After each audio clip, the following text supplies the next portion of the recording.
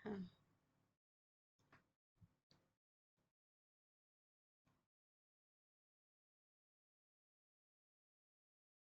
Assalamualaikum warahmatullahi wabarakatuh. Saya Syarifah Lawia. Di sini saya akan menjelaskan tentang penyusunan politik dan strategi nasional dalam mewujudkan masyarakat madani. Pengertian politik dan strategi nasional. Politik nasional diartikan sebagai kebijakan umum dan pengambilan kebijakan untuk mencapai suatu cita-cita dan tujuan nasional.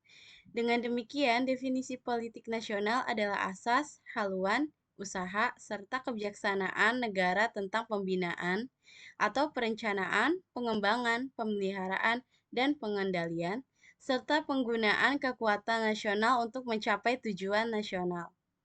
Strategi nasional disusun untuk pelaksanaan politik nasional, misalnya strategi jangka pendek, jangka menengah, dan jangka panjang.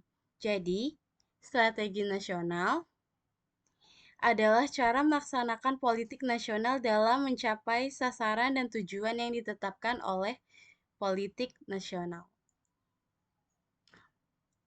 Politik dan strategi nasional sebagai landasan operasi disusun berdasarkan Pancasila, Undang-Undang Dasar 1945, Wawasan Nusantara, dan Ketahanan Nasional.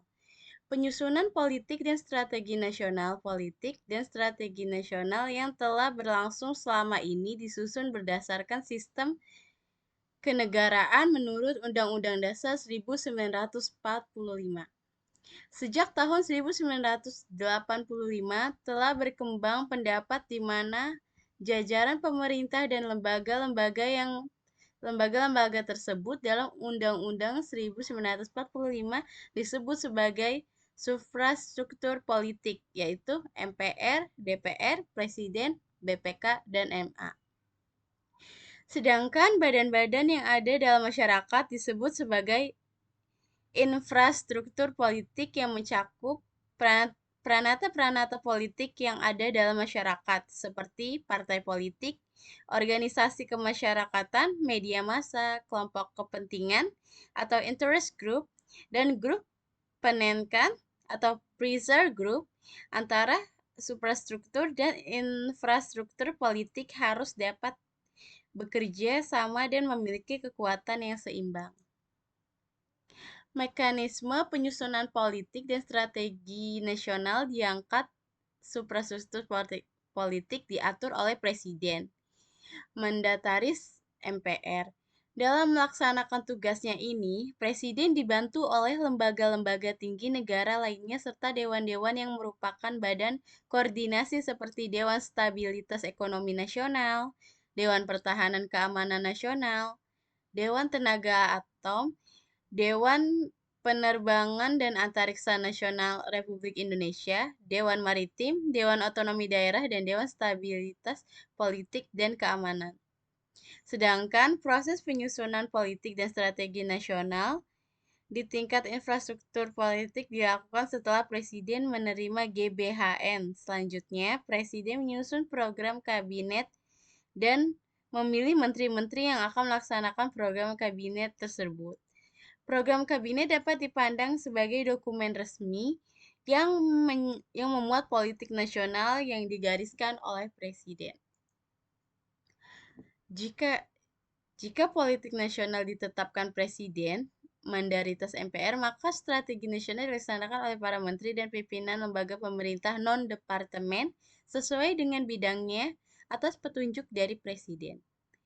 Apa yang dilaksanakan Presiden sesungguhnya merupakan politik dan strategi nasional yang bersifat pelaksanaan, maka di dalamnya sudah tercantum program-program yang lebih konkret untuk dicapai, yang disebut dengan sasaran nasional.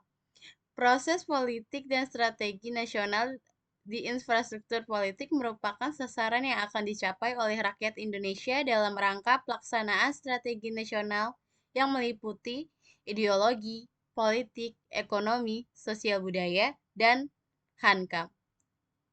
Sesuai dengan politik nasional, maka penyelenggara negara harus mengambil langkah-langkah untuk melakukan pembinaan terhadap semua lapisan masyarakat dengan mencantumkan sebagai sasaran sekolahnya melalui peranata politik, masyarakat ikut berpartisipasi dalam kehidupan politik nasional. Dalam era reformasi saat ini, peranan masyarakat dalam mengontrol jalannya politik dan strategi nasional yang telah ditetapkan MPR maupun yang dilaksanakan oleh Presiden sangat besar sekali. Pandangan masyarakat terhadap kehidupan politik, ekonomi, sosial budaya maupun hankam akan selalu berkembang. Hal ini dikarenakan oleh, pertama, semakin tingginya kesadaran bermasyarakat, berbangsa, dan bernegara. Kedua, semakin terbukanya akal dan pikiran untuk memperjuangkan haknya. Ketiga, semakin meningkatnya kemampuan untuk menentukan pilihan dalam pemenuhan kebutuhan hidup. Keempat, semakin meningkatnya kemampuan untuk mengatasi persoalan seiring dengan semakin tingginya tingkat pendidikan yang ditunjang kemajuan ilmu pengetahuan dan teknologi. Kelima, semakin kritis dan terbukanya masyarakat terhadap ide-ide baru. Mewujudkan masyarakat madani berarti menuju masyarakat yang makmur dan berkeadilan sosial serta mandiri. Masyarakat madani identik dengan sifatnya yang beradab. Mereka selalu menjunjung tinggi nilai dan norma serta hukum yang mereka topang. Semua itu mereka pegang dengan ilmu, iman, dan juga teknologi. Hal tersebut berarti masyarakat madani memiliki kehidupan yang berdasarkan aturan yang sudah berlaku. Partai politik sangat penting dalam mewujudkan masyarakat madani, karena partai politik merupakan wahana bagi warga negara untuk dapat menyalurkan aspirasi politiknya. Partai politik menjadi sebuah tempat ekspresi politik warga negara sehingga partai politik menjadi prasyarat bagi tegaknya masyarakat madani. Sekian dari saya. Wassalamualaikum warahmatullahi wabarakatuh.